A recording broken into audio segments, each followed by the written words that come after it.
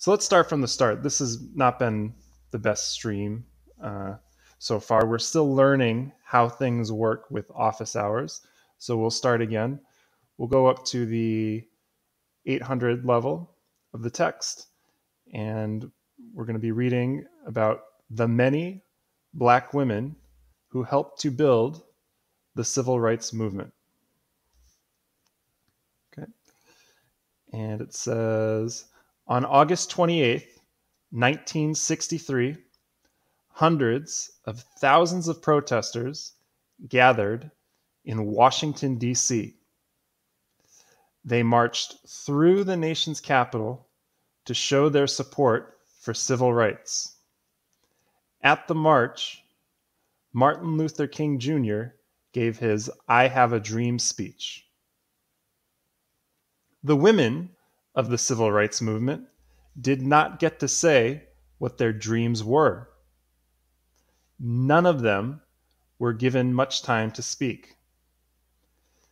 Many Black women felt that their voices were being ignored. Have you ever felt as though your voice was ignored?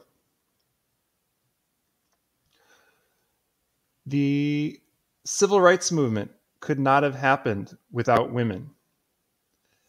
They were movement organizers, teachers, and writers. They built organizations, studied the country's laws, and trained young activists. They worked passionately to stop racism.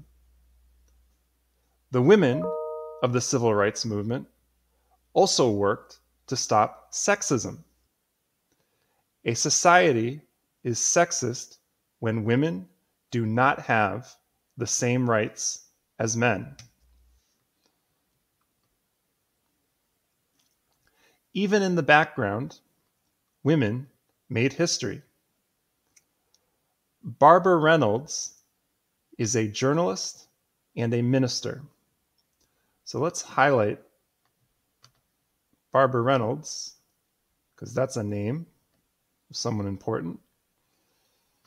And I know that that's her name because we capitalized the first letter B for Barbara and also the R in Reynolds, her last name. Barbara Reynolds is a journalist and minister. Quote, there were hundreds of unnamed women who participated in the movement, she said. It was not just a few leaders, such as Martin Luther King, who put their mark on history. It was these women, Reynolds said. The women of the civil rights movement were wise. They knew that they needed to take on both racism and sexism. Together, many women wanted to build new political movements free of all kinds of discrimination. The courage of Black female activists also inspired other movements. For example, it inspired the feminist movement and the gay rights movement. A social movement is a group of people who work to get more rights.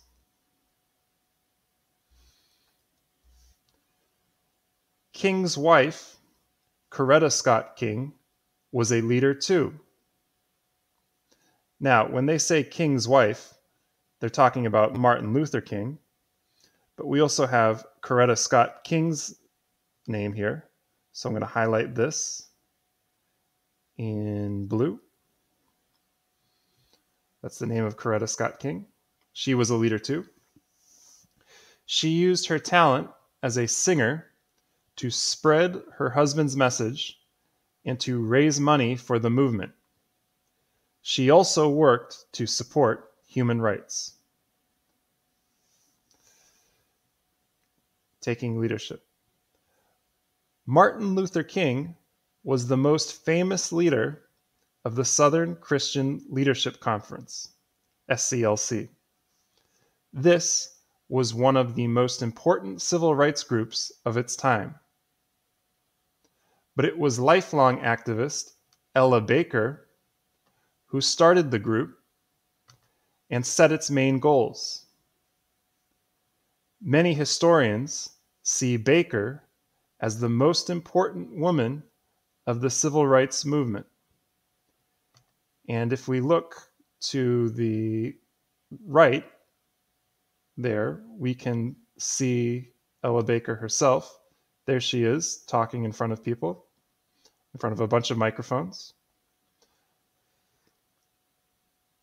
Barbara Ransby is a historian. Now, I'm not going to highlight Barbara Ransby's name, even though it is a name, because I don't think that she's one of the leaders that we're talking about here. Barbara Ransby is a historian. She's someone who studies history, tells us about the past. She said, quote, Baker operated in a political world that was, in many ways, not fully ready for her, Ransby wrote. Quote, she inserted herself into leadership situations where others thought she simply did not belong, end quote. A parallel march on independence. The movie Selma showed King's role in the marches that went from Selma to Montgomery, Alabama in 1965. Their goal was to push the government to pass a law. The law would make sure that all Americans could vote, not just white Americans. King, and again, I think they're talking about Martin Luther King. King was the most famous leader, but one of the marchers' main organizers was Diane Nash. I'm going to highlight her name. She was barely shown in the movie. Even when women are remembered, it is not based on who they really were. Take Rosa Parks, for example. There's a name, an important name, Rosa Parks. I'm going to highlight it in blue. She is often seen as an accidental hero. Everyone seems to think she was a frail little woman, Reynolds said. They think she only sat down at the front of the bus because she was tired and her feet hurt. The truth is that Parks was an activist her whole life. What she was tired of was, quote, being put on the back of the bus.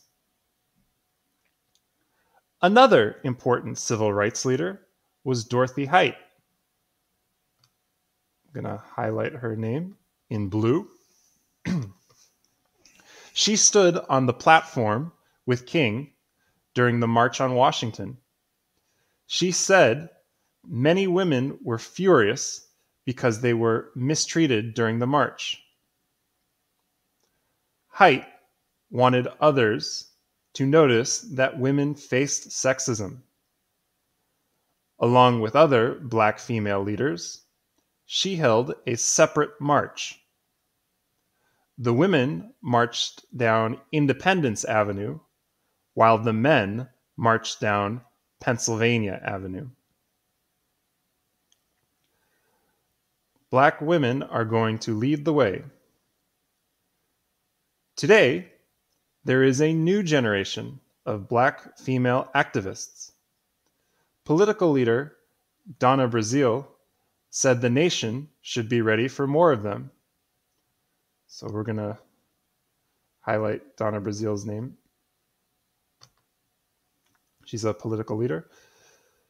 Quote, black women are taking an active role in beginning what I call the next phase of the black political movement, she said. Black women are going to lead that way, but we're not going to be alone. We're going to bring as many people with us. because in moving the country forward, we can leave no one behind. So that's important. We're leaving nobody behind, and we're trying our best to make sure that even when the coronavirus closes down schools, makes us stay inside, we can still work together and to lead the way.